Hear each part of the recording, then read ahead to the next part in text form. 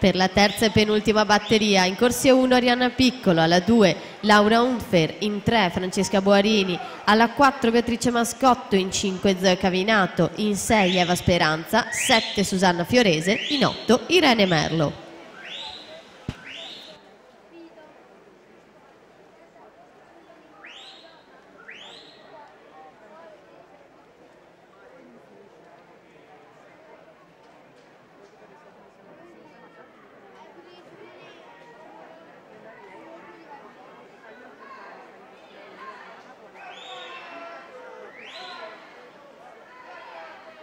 In acqua con la seconda batteria, ma prima delle 3 teste di serie, Laura Mion al passaggio 35-41 per Sporting Club Noale su Caterina Battaglia Sport Village Pesaro in corsia 4.